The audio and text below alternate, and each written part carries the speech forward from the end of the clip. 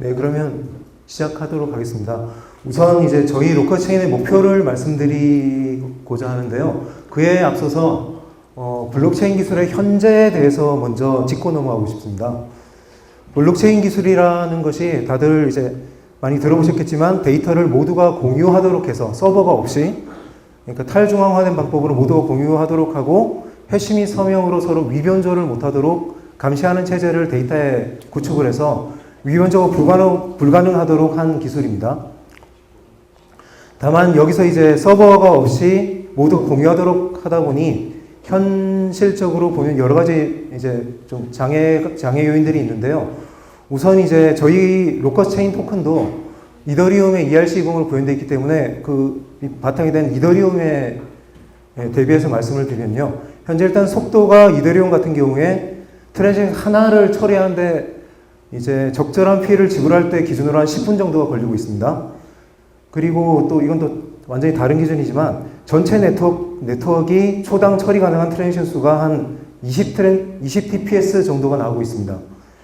그래서 먼저 현재 한 20 TPS 정도를 현황이라는 것을 좀 기억해 주시면 감사하겠습니다. 그리고 이제 네트워크에 참여하는 노드, 그러니까 보통 이제 채굴 노드라고 하는데 여기에 채굴을 하기 위해서는 그러니까 부하가 많이 걸리기 때문에 거의 전용 머신을 필요로 하게 됩니다. 그래서 이제 CPU 사용량이 있고요. 그러니까 뭐 CPU, 그 다음에 GPU를 뭐 동원하다 못해 이제 비트코인 같은 경우는 이제 ASIC 채굴기가 주류가 됐죠. 그리고 스토리지 사용량은 이제 이더리움의 경우 저희가 재봤는데 이제 며칠 전에 2.38 테라바이트에 도달을 했고 대체로 현재 속도로 가면 1년에 한 200기가바이트씩 계속 지속적으로 증가하고 있습니다.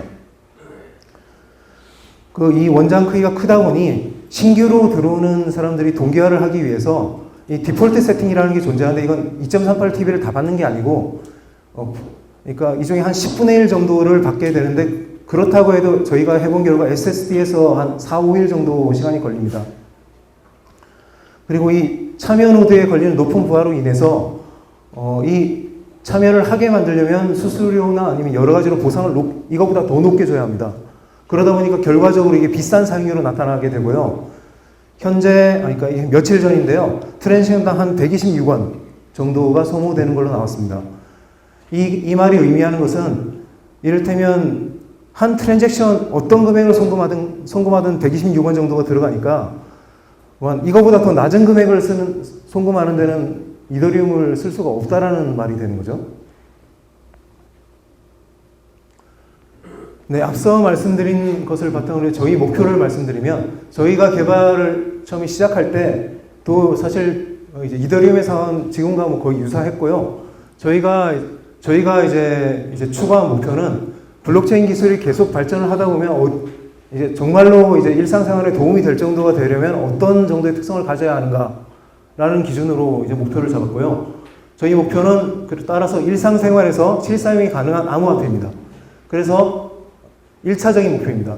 그래서 암호화폐라는 것 때문에 뭐 이를테면 중앙화된 서버에서 발급하는 암호화폐 같은 거는 포인트 이런 거로는 암호화폐로서 성립이 되지 않겠죠.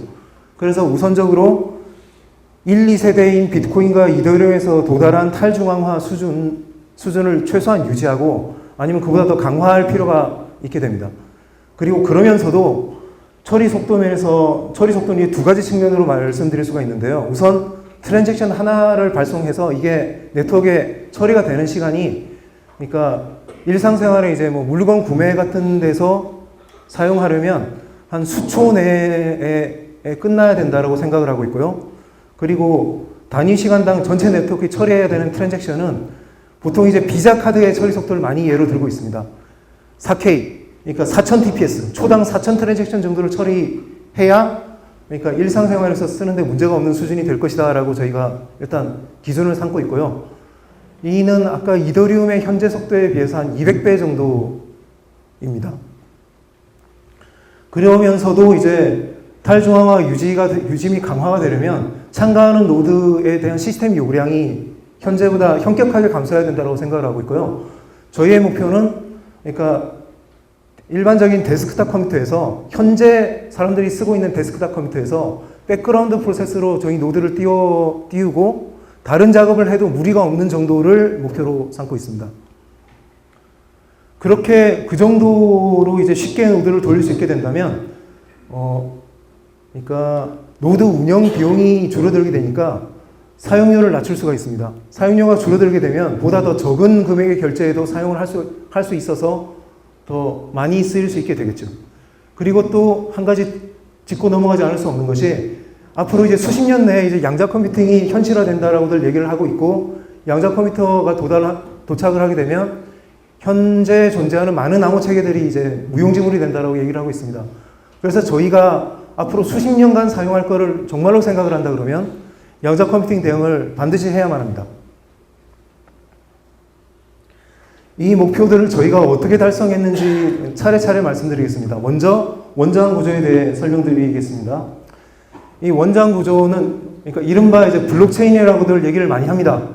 그런데 사실 이 블록체인은 이 전체를 지칭한 정확한 용어는 아니고요. 보다 이제 정확한 용어로는 이제 분산 원장 기술, 그러니까 디스트리뷰티드 레저 테크놀로지, 보통 DLT라고 하는데 이 DLT가 보다 정확한 용어이긴 합니다. 다만 블록체인이라는 이름이 이제 그 DLT 전체를 대표하는 용어처럼 쓰이기 때문에 저희도 혼동의 여지가 없는 한도 내에서는 다 블록체인이라는 용어를 이후로도 사용하도록 하겠습니다. 다만 이 DLT 기술에는 블록체인만 좁은 의미의 블록체인만 존재하는 건 아니고 DAG도 있습니다. 우선 이제 블록체인과 DAG의 특성을 먼저 짚고 넘어가면요. 블록체인이라는 것은 이제 트랜잭션들인데 이 트랜잭션들은 당연히 성격상 세계 곳곳에서 동시다발적으로 언제나 발생을 하고 있습니다. 이것을 블록체인이라는 선형 구조의 데이터 구조에 넣기 위해서는 동시다발적으로 발생하는 이 수많은 트랜잭션을 모아서 블록이라는 단위로 만든 다음에 이 뒤에 추가를 하게 되고요. 그러니까 1, 2세대의 블록체인들에서는 이 블록을 추가하는 시간이 보통 정해져 있습니다. 그래서 비트코인은 10분마다 이 블록을 하나씩 추가하게 되고, 이더리움은 몇 초마다 하나씩 추가를 하게 되어 있고요. 이게 의미하는 말은 이제 사용자가 점점 증가하게 되었을 때 이 시스템 전체가 이제 처리할 수 있는 트랜잭션 양은 고정이라는 얘기죠. 그래서 시스템 전체의 TPS는 사용자가 늘어난다 하더라도 변동이면 상수이고, 이 말이 의미하는 다른 얘기는 사람이 늘어나면 트랜잭션이 점점 증가하게 되겠죠.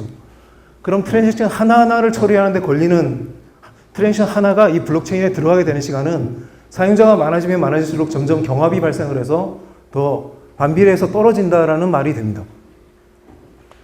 반면 이제 DAG 같은 경우는 보통 이제 수학적인 DAG의 정의야 그러니까 더 넓은 게 있지만 이 DLT에서의 DAG들은 대체로 이제 보통 트랜잭션을 즉각적으로 추가할 수 있도록 하는 이제 라이트 할 수 있는 위치를 그러니까 즉각적으로 계산할 수 있게 만드는 데 주안점을 두고 있고요. 그러다 보니 대체로 이제 저희가 아는 전부의 DAG들이 트랜잭션을 직접 연결을 하고 있습니다. 블록을 따로 만들지 않고, 저희도 물론 그렇습니다. 그런 특성을 갖는 DAG들은 그러니까 사용자가 늘어난다고 하더라도 언제나 그 트랜잭션을 추가할 위치를 그러니까 인스턴트하게 잡을 수가 있기 때문에 한 트랜잭션이 원장에 추가되는 시간이 상수가 되고, 바꿔 말하면 시스템 전체가 그러니까 처리할 수 있는 초당 트랜잭션 수는 사용자가 늘어나면 늘어날수록 그에 비례해서 증가한다는 얘기가 됩니다.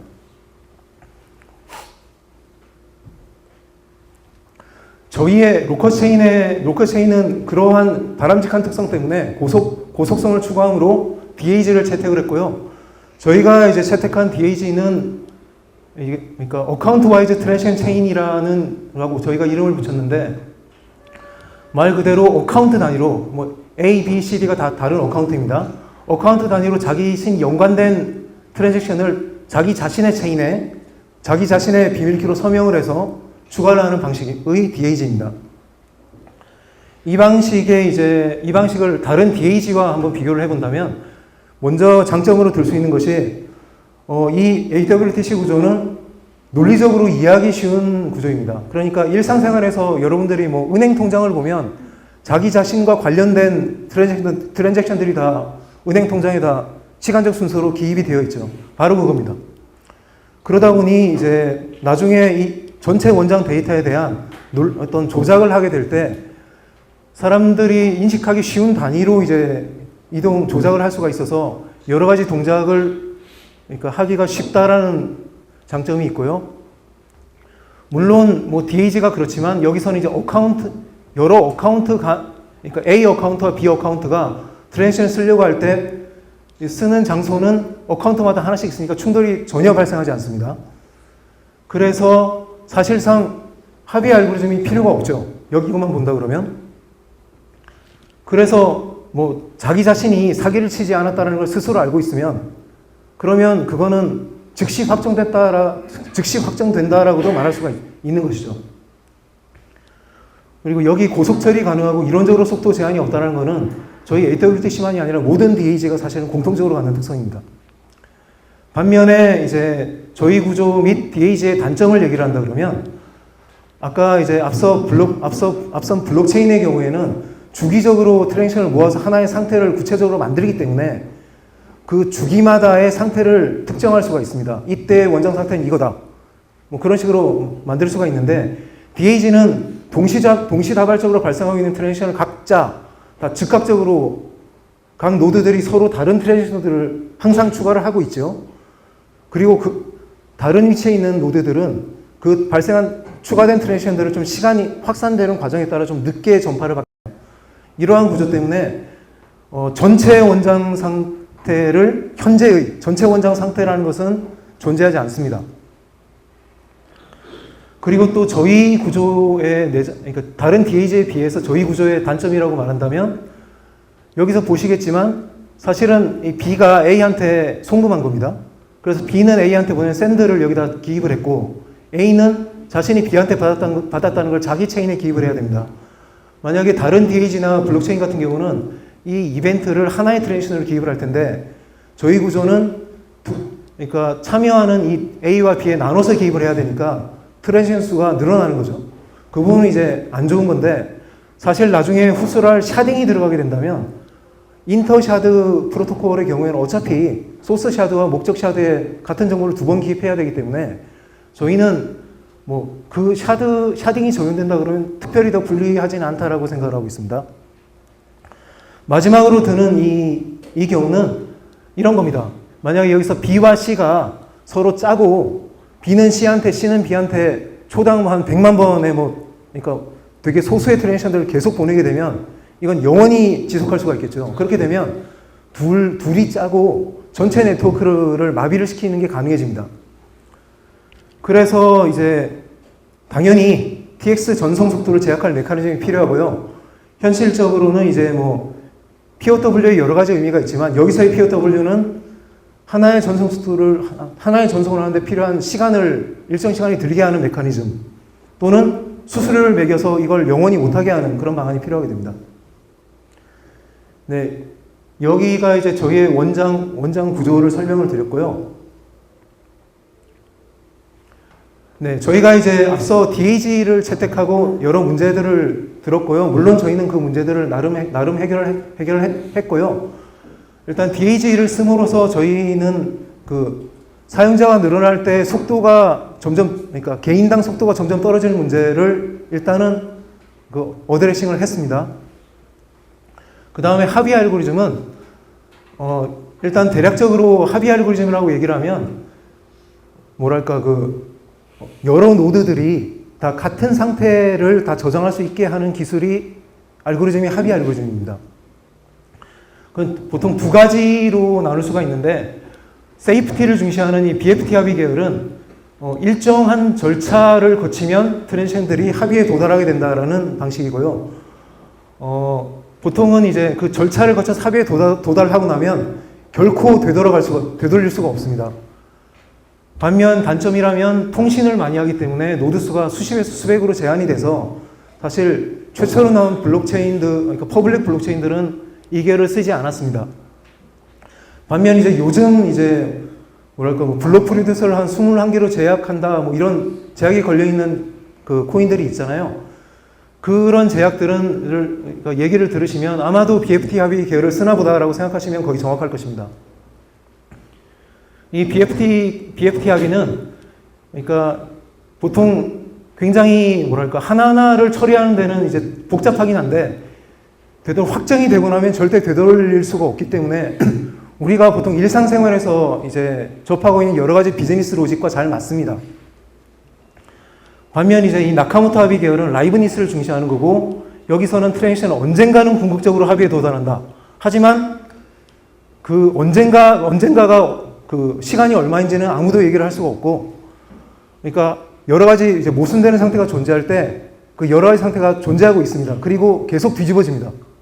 근데 뒤집어지는 횟수는 시간이 지남에 따라서 점점 줄어들게 되고 어느 정도 좀 오랜 시간이 지나고 나면 더 이상 뒤집어지지 않는 상태가 온다라는 알고리즘입니다. 이쪽은 그러니까 노드 수에 대한 제한이 없고 노드가 하나만 있어도 일단 돌아가기 때문에 비트코인 및 이더리움은 일단 이 방식을 채택을 했습니다. 저희의 이제 합의 알고리즘은 크게 한 두 단계로 나눠지는데요. 첫 번째 단계는 트랜지션을 발생해서 확산하는 도중에 일어나고 두 번째 단계는 주기적으로 일정 시간마다 원장 전체 상태에 대해서 확정 합의를 수행합니다. 우선 첫 번째 단계에서는 트랜지션을 발송하게 되면 네트워크의 가십으로 P2P로 확산이 되게 되는데 이때 만약에 더블 스팬딩 같은 게 고의적으로 있었다면 네트워크에 어디선가 충돌을 감지하게 되고 그게 전파가 되게 됩니다.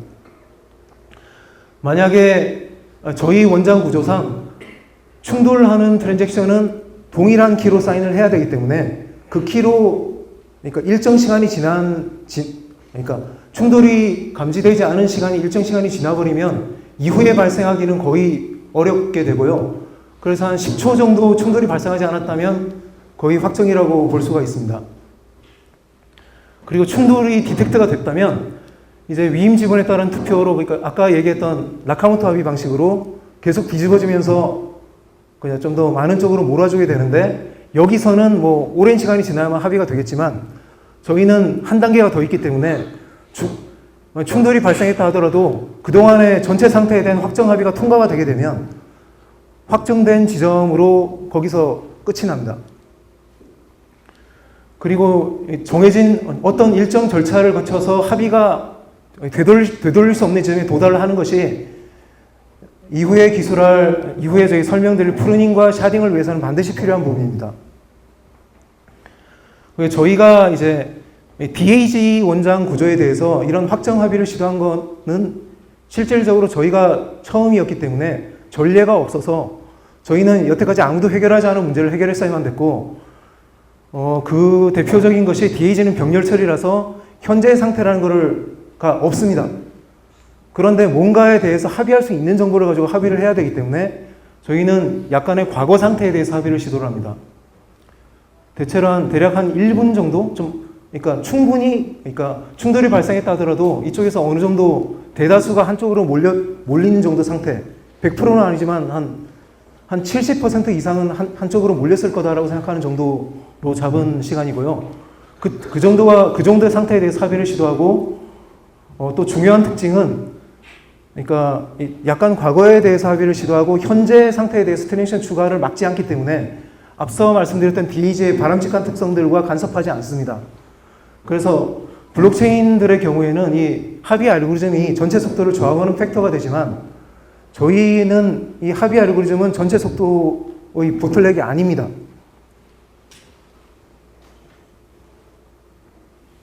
이것은 이제 확정 합의의 절차에 대한 그림인데요. 시간 관계상 또 복잡하기도 하고 이쪽은 생략하겠습니다. 다만 여기서 저희가 짚고 넘어가고 싶은 것은 저희가 이제 위임 지분 증명을 쓰긴 하지만 저희 뭐 일부 다른 코인들처럼 탈중앙화를 훼손하면서까지 그러니까 일부에게만 보상을 배분하는 그런 방식이 아니고 기본적으로는 위임 지분 증명에 따라 투표권을 행사를 하지만 그러니까 이거를 일정 수 이내로 강제로 줄이지 않고 얼마가 됐든 간에 그 내에서 그때그때 랜덤한 방식으로 공정하게 프로포저 및 밸리데이터를 그때그때 다르게 선출을 해서 그에 따른 보상도 되도록이면 많은 사람들한테 골고루 나눠지게 하는 방식을 채택하고 있습니다.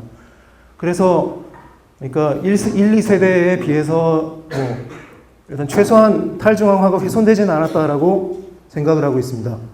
더 낮게 만드는 데에 대해서는 이제 이후에 프루닝과 샤딩을 거쳐서 이제 설명이 될 거라고 생각을 합니다. 여기서 이제 보상 시스템에 대해 잠깐 언급하겠는데요. 저희가 이제 낮은 사용료를 추구를 하긴 하지만 공짜는 아닙니다. 그게 왜 그런가 하면 피해가 전혀 없게 되면 아까 말씀드렸던 뭐 네트워크 플러딩 같은 공격을 방어할 수단이 좀 마땅치가 않아지고요. 또 기본적으로 네트워크의 안정성이 보장이 되려면 많은 노드들이 컴퓨터를 켜놔야 됩니다. 이 켜놓는 거에 대한 약간의 보상은 있어야 되거든요. 그러니까 네트워크의 안정성 측면에서 바람직한 그런 행동을 유도를 하고 그러기 위해서는 보상이 약간은 필요하고 그러다 보니 약간의 피는 필요하게 됩니다. 다만 저희의 이제 방식은 게스라는 걸 도입을 해서 이를테면 제대로 자신의 이제 지분이 자기가 컴퓨터를 꺼놓는다 하더라도 행사가 되도록 위임을 제대로 걸어놨다면 뭐 이를테면 하루에 한 10트랜잭션 정도는 이제 공짜로 써도 좋다. 뭐 이런 장치를 마련해놨고요. 그래서 트래픽이 낮은 정도라면 그러니까 제대로만 해놨다면 공짜로 쓸 수 있는 한도를 정해놨고 그 이상으로 써야 되면 이제 피를 태우는 방식입니다. 저희는 피를 이제 보상을 받는 사람한테 직접적으로 주는 방식이 아니고 피는 그러니까 이제 나중에 보상을 하는 풀로 전용이 돼서 나중에 이제 보상의 재원의 보탬이 돼서 역시 좀 더 많은 사람들한테 이 혜택이 가도록 하는 방식을 으로 설계를 했습니다. 네, 다음에 프루닝인데 프루닝은 간단하게 말씀드리면 오래된 데이터를 삭제해서 지우는 걸 가지치기죠. 지우는 걸 의미하고요.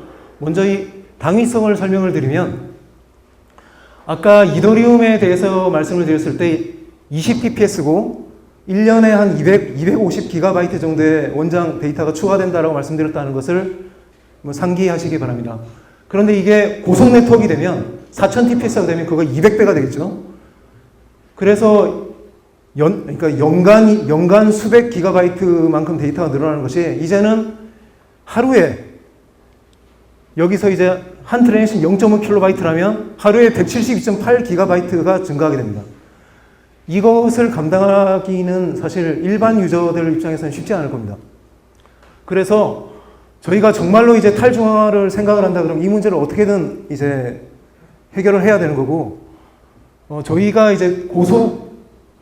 저희가 먼저 맞닥뜨렸습니다. 그래서 원래는 이제 샤딩으로 해결을 할 생각이었는데 저희가 그 기술을 이제 검토를 하다 보니 그거보다 이제 또 다른 좋은 방안이 하나 있어서 이 부분을 먼저 이제 개발을 하게 됐고요. 이 프루닝은 이걸 만약에 적용을 했을 때 이점을 먼저 검토를 해보면 스토리지 사용량이 하루에 150기가씩 증가하던 것이 이를테면 하루에 데이터를 남기고 그 이후를 다 지우는 게 가능하다면 그러니까 고정 150GB 정도의 그 다음에 약간의 이제 히스토리 유지용 데이터들이 앞선 이거에 비하면 무시할 만한 양이죠.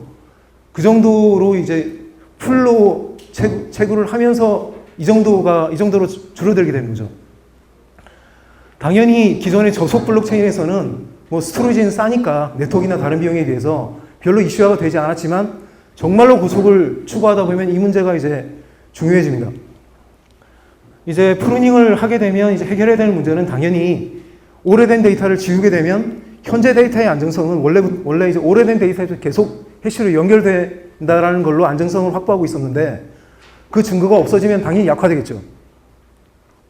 저희가 BFT 합의를 이제 하기 때문에 합의에 도달을 하면 그 이전 상태로 돌아가는 건 불가능해집니다. 따라서 BFT 합의가 되고 나면 저희는 이제 이전 정보가 만약에 없다 하더라도 그 이후의 합의의 안정성에 영향을 끼치지 않기 때문에 저희는 이거를 회피할 수 있다고 생각을 하고 있고요. 물론 오래된 데이터를 지우면 그 데이터가 없어지기 때문에 문제가 생기죠. 그 데이터를 보고 싶으면 누군가는 저장을 해야 됩니다.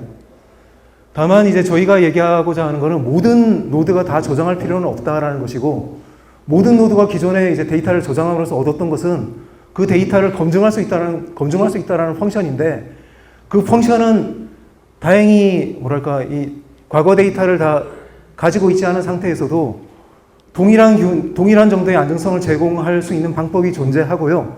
저희는 그 방식을 써서 저희 방식을 이제 verifiable pruning-이라고 일단 명명했고, 이 부분은 꽤나 중요한 공헌이라고 저희가 생각을 해서 향후 여러 군데서 이제 발표를 하려고 생각을 하고 있습니다.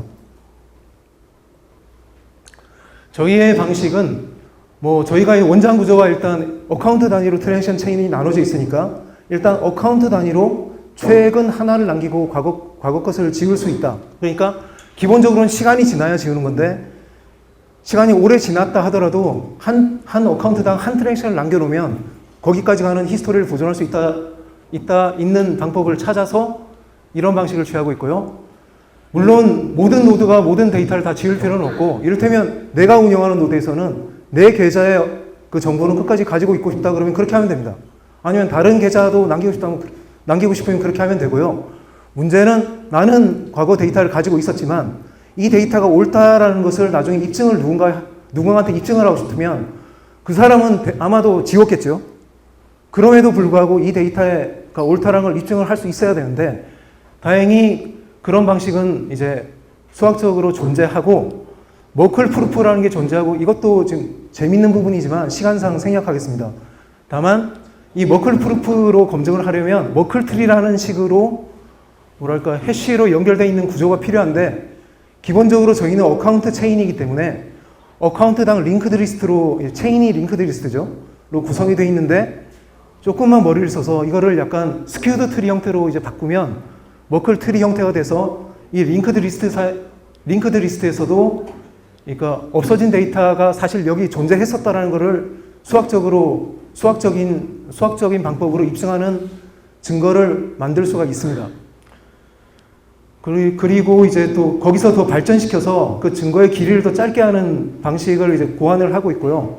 아마 그래서 저희 방식이 현재는 이제 AWTC로 되어 있는데, 아마 이 기술들이 다 들어가면 아마 그 원장 구조의 이름이 바뀔 가능성도 있습니다. 다만 이쪽은 굉장히 새로운 방식이라서 안정성을 좀 더 피어 리뷰를 거쳐야 돼서 현재 이제 여러 학계와 좀 리뷰를 거쳐서 입증이 되면 도입을 하려고 좀 대기를 하고 있습니다. 그리고 여기서 이제 저희가 알게 된 것인데, 현재 이제 블록체인에 여러 가지 쓰는 이유를 들 때 데이터의 투명성, 추적 가능성이 많은 것을 들고 있는데, 그러면 이제 DB와 비교해서 효율을 따지게 되겠죠. 그런데 이제 저희가 이걸 여기까지 개발하면서 느끼고 이제 깨달은 점은, 블록체인 고유의 기능은 데이터를 보관하는 게 아니라 데이터를 검증하는 데 있다는 것을 저희가 깨달았습니다. 그래서 데이터 보관은 더 잘하는 DB에 맡기면 되고, 만약에 이거를 잃고 싶지 않다면 백업을 많이 하면 됩니다. 다만 백업을 여러 사람들이 많이 했을 때, 누군가가 변조를 했을 때 어느 데이터가 옳다라는 걸 판별하는 기능이 블록체인에 있다면, 그러니까 이 블록체인 전체의 이점을 다 쓸 수가 있는 것이죠. 저희의 접근 방법은 이런 방식이고요. 자, 앞선 프루닝까지는 저희가 이제 거의 완성 단계까지 왔습니다. 반면 이제 이 샤딩은 앞으로 이제 더 개발을 해야 되는 부분이고요.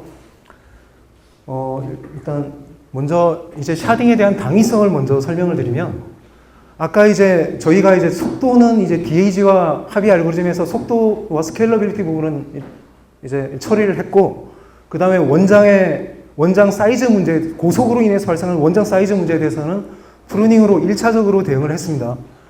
반면 이 네트워크 사용량 문제가 있는데, 이 네트워크 사용량은 아까 이제 4Kbps의 0.5KB 트랜지션당 그쪽으로 계산을 해보면 초당 2MB의 트래픽이라고 간단하게 계산이 되고요. 현재 일반적으로 가정에 들어오는 이제 인터넷선이 한 10MB 정도는, 초당 10MB 정도는 되기 때문에 그냥 별 문제 없군이라고 생각할 수 있지만, 이 네트워크의 구조가 P2P이기 때문에 가시 프로토콜상 노드가 받은 것을 다른 피어들한테 일정량, 그러니까 리피트해서 전파를 하지 않으면 네트워크가 돌아가지 않고, 그로 인해서 뻥튀기가 발생을 해서 한 10배 정도의 양이 됩니다. 그렇게 되면 안 되죠. 그리고 이게 초당 10메가로 된다 하더라도, 그럼 네트워크 전체를 다 항상 차지하고 있다는 말이 되잖아요. 그러면 이제 저희의 원래 목표인 노드 운영에 별로 부담이 없는 데는 못 미치니까, 이 문제를 해결하려면 어쩔 수 없이 초당 처리량을, 아니, 한 노드당 초당 처리량을 줄여야 되는데 그걸 줄이는 기술이 샤딩입니다. 샤딩은, 그러니까 어떤 샤드는 일종의 부분을 의미를 하고요. 이 네트워크 전체 데이터를 샤드별로 쪼개서 한 샤드 내에 있는 노드는 그 쪼개진 데이터만 가지고 있고 나머지 데이터는 가지고 있지 않으면서도 이런 동작을 다 수행할 수 있게 만드는 게를 샤딩이라고 얘기를 하고 있고요. 일단 이제 이점을 얘기를 해보면 먼저 이제 저희는 이제 샤딩 도입의 주 요인이 네트워크 사용량 감소고요. 당연히 샤드 수가 n개로 늘어나게 되면 네트워크 사용량이 노드당 20MB에서 n 등분으로 줄어들겠죠.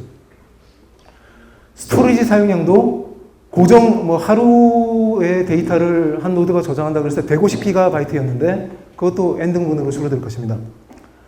그래서 저희가 샤딩을 적용한다 그러면 전체 네트워크 4kb TPS가 나오는 상황에서도 노드당 한 1GB에서 10GB 네, 그러니까 A급 게임 하나를 인스톨하는 정도?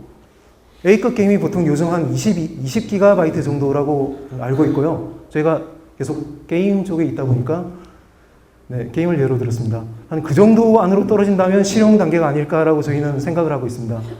그리고 또 부수적인 효과로 네트워크 전체 TPS도 1샤드당 TPS 곱하기 n으로 증가를 하겠지만 그리고 많은 블록체인들이 샤딩을 얘기하고 있고 대체로 그쪽에서 샤딩을 도입하는 목적을 보면 주 목적은 이제 네트워크 전체 TPS를 증가하겠다는 게 주 목적이 됩니다. 왜냐하면 블록체인은 그러니까 한 체인 하나당 TPS가 상수기 때문에 체인을 여러 개로 늘리면 전체가 올라갈 것이기 때문이고 다만 저희는 그 부분은 앞서 DAG에서 끝이 났습니다. 그래서 저희가 이제 샤딩을 도입하고자 하는 이유는 다른 블록체인들이 샤딩을 얘기하는 것과는 다르다라는 것을 먼저 말씀드리고 싶고요. 저희는 일단 4K TPS를 더 증가시키는 것보다는 4K TPS일 때 한 노드에서 부담해야 되는 부하를 떨어뜨리는 걸 일단 1차적으로 보고 있고 그게 이제 저희 목표까지 떨어지고 나면 그 다음에는 전체 TPS가 증가를 하겠죠. 그래서 한 10샤드 정도라면 전에 계산해서 한 17샤드 정도라면 저희 1차 목표는 달성한다고 봤고요. 샤드가 더 늘어나서 한 100샤드, 1000샤드가 되면 이제 17샤드에 비해서 이를테면 5배, 50배 이런 식으로 그럼 전체 TPS가 4,000에서 4만, 40만 이렇게 늘어날 수가 있게 되겠죠.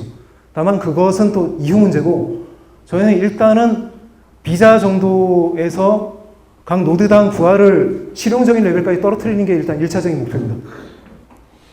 샤딩이 들어가게 되면 이제 이건 이제 이상적인 세계에서 이렇다는 거고 샤딩이 들어가게 되면 샤드가 때는 해결하지 않아도 됐던 문제들이 발생을 하게 되는데요. 우선 한 샤드 내에서의 전송에 비해서 여러 샤드 간의 전송은 절차가 복잡하고 속도가 느리다라는 걸 들고 싶습니다. 단계가 훨씬 많습니다. 최소 2배에서 제 예상으로는 한 3, 4배 정도 느릴 것 같습니다. 그리고 샤드로 많이 쪼개진다면, 이를테면 100샤드로 쪼개지면 확률적으로, 그러니까, 전체 트랜잭션의 99%가 인터샤드 트래픽이 되겠죠. 그러니까, 아까 얘기했던 정도로까지는 빨라지지 않을 가능성이 높고요.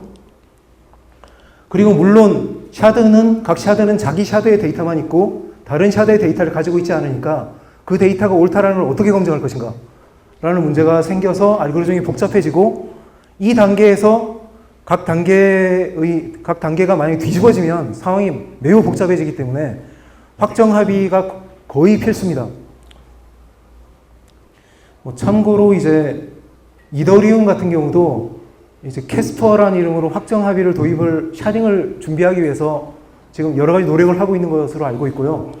다만 아마 현존하는 체인에다가 확정 합의를 추가적으로 넣는 건 참 쉽지 않을 거라고 생각합니다. 그리고 또 이제 샤딩이 들어가게 되면 전체 그 안정성은 어느 정도 보장이 된다 하더라도 일부의 샤드는 한 샤드의 안정성이라는 것은 그 샤드에 참가하고 있는 노드가 얼마나 많은가, 그 노드 안에 스테이크 총량이 얼마나 많은가로 결정이 되는 것인데 일부 샤드는 어떤 알고리즘에 따라서 일시적으로 좀 취약해지는 상황이 발생할 가능성이 높습니다. 그래서 이 문제를 시스템에서 해결을 하려면 한번 이제 샤드가 정해진 다음에도 그 샤드의 구성원을 다시 어떠한 알고리즘적으로 바꿀 방법이 필요하게 됩니다. 그리고 또 일부 샤드가 너무 트래픽이 높아지는 경우도 물론 다른 샤드로 쪼개 보내야 되겠죠. 반면 이제 샤드 양이, 그러니까 샤드 수를 정해놨는데 한 100샤드 정도면 충분할 거다라고 정해놨는데 예상을 뛰어넘는 전체 트래픽이 지속적으로 발생을 해버리면 역시 뭐 소용이 없겠죠. 그러니까 그런 경우에는 이제 동적 샤딩이 필요하게 되는데 이 동적 샤딩이 이 DLT에서는 샤드를 중간에 더 추가를 하는 것이 매우 어렵습니다. 그 이유가 원래 DLT 기술 자체가 한번 쓰여진 데이터들은 뭐 해시나 서명으로 묶어서 위변조나 아니면 조작을 못하도록 어렵도록 만들어 놓은 기술이기 때문에 이렇게 이미 쓰여진 데이터를 샤드를 쪼개서 이동시킬 필요가 생겼다 하더라도 그걸 수행하기가 쉽지 않은 것이고, 다행히 이제 저희가 이제 채택한 원장 구조는 AWTC이기 때문에 여기에 특성상 한 어카운트 내의 체인은 굉장히 타이트하게 묶여져 있지만 다른 어카운트 간의 연결은 상대적으로 약해서 한 어카운트 단위의 데이터를 그러니까 단위로 하면 이동을 생각할 수 있다라는 장점이 있습니다. 네, 여기 적혀 있네요. 그리고 구체적으로 이제 네트워크를 쪼개야 되기 때문에 저희는 이제 뭐 한 샤드를 대표하는 뭐 중앙화된 어떤 컨택 포인트가 있어서 거기서 다른 샤드를 연결하고 그런 방식은 현재는 검토하고 있지 않고, 저희가 검토하고 있는 방식은 탈중앙화 유지가 된 상태에서 각각의 노드마다 피어의 한 일부를 인트라 샤드, 그러니까 샤드 내의 피어에 할당을 하고 다른 일부는 다른 샤드에게 할당을 하는 방식을 일단 검토를 하고 있고요. 아직 이 부분은 저희 이제 네트워크 부분을 이제 P2P 네트워크 부분에서 이제 잡은 부분이고, 아까 말씀드렸다시피 샤딩 자체는 아직 개발이 되지 않고 추구를 해야 됩니다. 일단 여기서 이제 저희가 쓰려는 알고리즘을 어느 정도 지금 나타나 있긴 한데요. 네, 어쨌든 노드별로 이건 샤드고, 샤드 내에 있는 피어와 샤드 바깥에 있는 피어를 연결을 했고, 여기 또 자세히 보시면 모든 샤드 간에 연결이 되어 있지 않습니다. 그러니까 뭐 근접하게 붙는 노드가 있고, 붙는 샤드가 있고, 또 몇 단계 거쳐서 연결해야 되는 샤드가 있는 거죠. 이건 카뎀리아라는 어쨌든 좀 옵티멀한 방식으로 연결하기 위한 구조고, 저희가 지금 네트워크 쪽에서는 테스트를 하고 있습니다. 그리고 이제 인터샤드 트랜지션을 처리하는 과정은 좀 복잡한데, 저희가 생각하고 있는 방식은 우선, 그러니까 소스 샤드에서 목적하는 샤드로 이제 뭐 트랜지션을 보내려고 할 때 우선 소스 샤드에서 먼저 충돌 체크를 합니다. 그래서 충돌이 없다면 목적 샤드로 이걸 전달을 하고요. 한 10초 정도 걸리겠죠. 10초 안에 어쨌든 가게 되겠죠. 그 다음에 한 2분 정도 지나서 그 부분이 라운드 BFT로 확정이 되면, 더 이상 되돌릴 수 없다는 게 확정이 되면 그걸로 인한 이제 프루프를 붙여서 이제 소스 샤드에서 다시 전달을 하거나, 아니면 목적 샤드에서 이 라운드 BFT 확정됐다는 소식을 듣고 그 데이터를 요청해서 이게 확정을 시켜서 집어넣는 방식을 채택하려고 하고 있습니다. 예, 이 얘기는 앞서 말씀드렸습니다. 네, 여기까지 이제 저희가 구현됐고 앞으로 구현할 내용을 이제 설명을 드렸고요. 여기까지가 다 성공적으로 마무리가 된다면 앞서 저희가 목표했던 실용적인 암호화폐에 도달한다라고 생각을 하고 있고요. 실용적인 암호화폐는 이제 누구나 다 쉽게 참가할 수 있고 전체 속도가 실용적으로 사용할 수 있는 그런 블록체인이 이제 눈앞에 오게 된다면 그걸 가지고 뭐를 더 할 수 있을까? 일단 이제 블록체인의 저희가 본질적인 기능이 데이터의 보관이 아닌 데이터의 위변조 검증이라고 아까 말씀을 드렸습니다. 그러니까 현재 사실 모든 블록체인이 위변조 검증을 할 수 있지만 그거를 이제 일상생활에 사용하려고 하면 여러 가지 제약 때문에 못하고 있죠. 근데 이거를 정말로 할 수 있게 된다면 아마 저희는 이제 디지털에서는 이제 위변조라는 건 아마 영영 없어질 수도 있다라고 생각을 하고 있고요. 저희가 이제 저희 메인넷에서 위변조 검증 서비스를 뭐 제공을 당연히 할 테고, 그렇게 되면 이제 뭐 이런 뭐 여러 군데에서 수많은 분야에서 데이터의 위변조를 검증하는 수단으로 사용할 수 있게 될 것입니다. 당연히 이제 저희 네트워크를 사용하게 되면 저희 코인을 수수료나 이런 걸로 지불을 해야 되니까 저희 코인의 가치가 사용처가 생기면 유지가 되는 거죠. 그리고 또 이제 저희 네트워크 위에서 이런 국가화폐, 지역화폐, 이거는 처음에는 이제 저희 로커 체인을 바로 쓰게 하자라는 생각이었는데 기술적으로 이게 가능하다 하더라도 저희가 이제 영업을 해보니 이거를 국가화폐라면 기본적으로는 발행권이나 이런 것들을 다 컨트롤을 하고 싶어 하더라고요. 그래서 저희 화폐를 바로 쓸 것 같지는 않고 그래서 이제 토큰을 저희가 이제 발급하는 기능을 만들어서 토큰을 사용하게 해도 저희 네트워크 위에 돌아가니까 역시 로컬 체인 코인을 수수료로 이제 내야 되고 그렇다면 역시 로컬 체인 코인의 사용처가 생겨서 가치가 유지가 되는 것이죠. 저는 이런 용도로 쓸 수 있을 거라고 생각을 하고 있습니다. 블록체인의 미래나 앞으로 어떻게 될 것인가에 대해 갑론을박이 많이 있는 걸로 많이 있습니다. 저도 처음에 이제 이 업계에 들어오기 전에는 비트코인과 이더리움의 기술을 봤을 때는 이거는 지속될 수 없을 것 같아. 제가 처음에 봤을 때는 원장 크기를 봤었는데요. 그런 생각을 했었지만 이제 들어오면서 좀 리서치를 하면서 생각이 바뀌었고요. 기술자로서 말씀을 드리면 좋든 나쁘든 우리가 원하든 원하지 않든 간에 기술이 유용하다면 일단 등장한 기술은 사라지지 않습니다. 유용성이 없어질 때까지는 항상 존재를 하게 되고 그리고 저희가 작년에 이걸 시작을 할 때는 블록체인이 도달해야 될 목표점을 보고 얘기를 하는 사람들이 별로 없었는데 그동안 이제 올해나 작년 말에 들어오면서는 이제 좀 보이고 있습니다. 이를테면 저희가 처음에 얘기했던 이제 원장 사이즈는 어떻게 할 거냐, 정말 속도가 빨라지면 이건 어떻게 처리해야 되느냐 라든지 그 다음에 그러니까 각 노드의 안정성이나 샤드를 했을 때 일부 샤드가 약해지는 걸 어떻게 할 거냐. 이런 이제 정말로 이제 목표를 시야에 두고 쓰는 글이라고 보이는 것들이 속속들이 등장을 하고 있고요. 이거를 보면 제 예측으로는 저희가 아니더라도 앞으로 한 2, 3년 정도 아니면 저희의 목표에 누군가는 도달할 거라고 예상을 하고 있고요. 물론 저희가 여태까지 이제 보고 있는 그 목표에 가까이 있다고 생각을 하고 있고 최초로 도달하는 걸 목표로 하고 있습니다. 네, 감사합니다.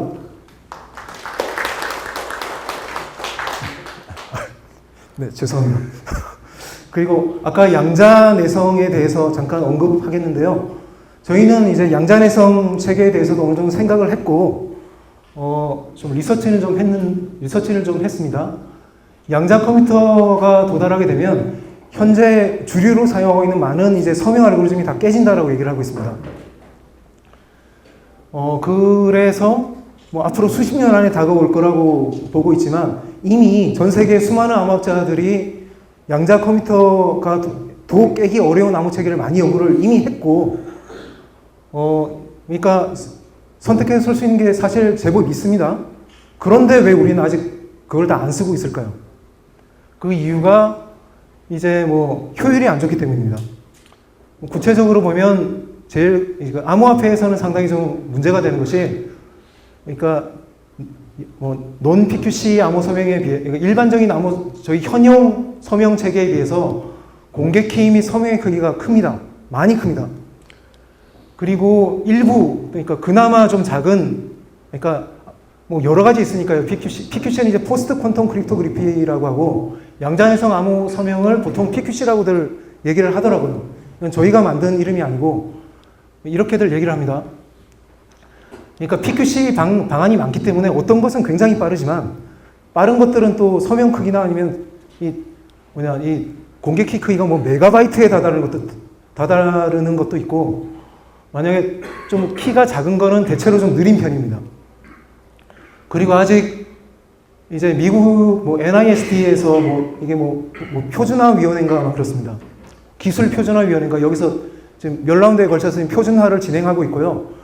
이 진행은 한 단계가 18개월이라고 들었는데 언제 완전히 끝나고 확정이 될지 모르겠지만 확실한 거는 저희가 보고 있는 개발 스케줄보다는 늦을 거라는 겁니다. 그래서 저희가 이게 통과된 거를 사용할 수는 아마 없을 것 같고요. 그리고 이런 표준도 나오지 않았기 때문에 현재 제한되고 있는 알고리즘들이 이게 완전히 안전한가, 양자 컴퓨터에 대해서는 좀 좋을지 모르겠지만 다른 허점이 있을 수도 있거든요. 그러니까 오히려 현용 암호 체계보다 더 약할 수도 있는 겁니다. 누가 충분히 막 찾다가 허점을 찾을 수도 있는 것이기 때문에 좀 불안하죠. 뭐 이러한 이유들로 인해서 우리가 이제 뭐 공인인증서라든지 수많은 암호들에는 PQC를 쓰고 있지 않습니다.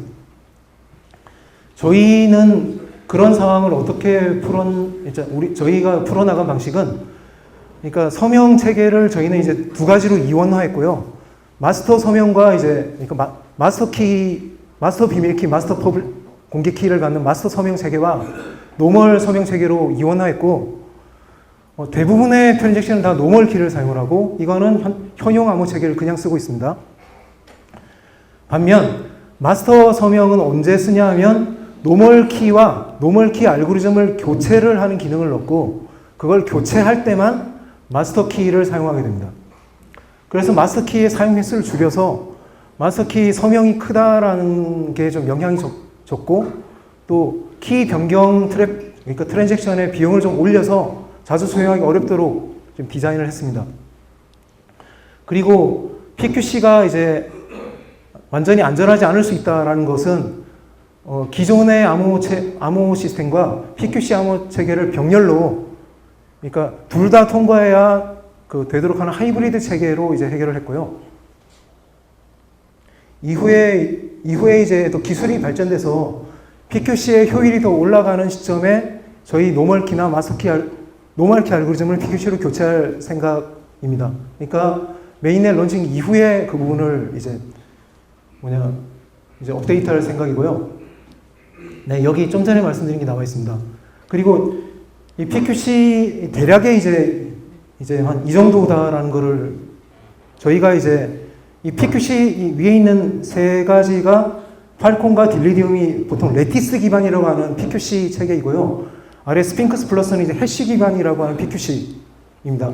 제일 마지막은 보통 저희가 쓰고 있는 타원 곡선 기반 암호 체계고, 이거는 PQC가 아닙니다. 크기를 대체로 비교해 보면 이 정도 차이가 납니다. 수백 배 차이가 나죠. 작은 것과 비교를 해봐도. 그리고 여기 실행 속도면인데, 저희가 이 위에 세 가지는 저희가 실제로 레퍼런스를 보고 구현을 했기 때문에 이 속도가 완전히 최적화되어 있다라고는 보기 어렵고요. 그래도 최적화된 거에 비해서 한 두세 배 정도 차이가 나지 않을까, 맥스 그 정도로 보고 있고요. 이 아래에 있는 이 부분은 많이 쓰고 있는 코드를 쓴 거라서 이건 실제 속도입니다. 그래도 대체로 이제 스케일은 알 수 있을 거라고 생각을 합니다. 그리고 여기다 이제 준비는 못했지만 또 이제 양자 컴퓨터에 의해서 또 약해지는 부분이 하나가 더 있는데, 보통 그러니까 이 모든 이 암호화폐는, 블록체인은 다 해시라는 기술에 기반을 두고 있는데, 이 해시 함수를 깨는 난이도가 양자 컴퓨터는 일반 컴퓨터의 2제곱배의 효율로 그걸 풀 수가 있습니다.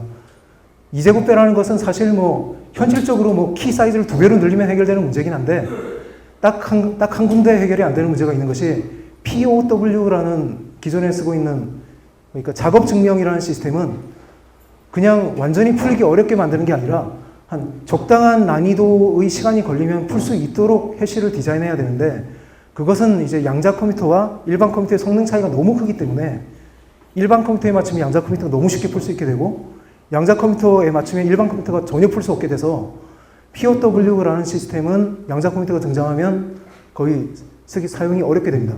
물론 저희는 POW는 사용하고 있지 않습니다. 네, 이걸로 제 얘기를 마치고자 합니다. 감사합니다.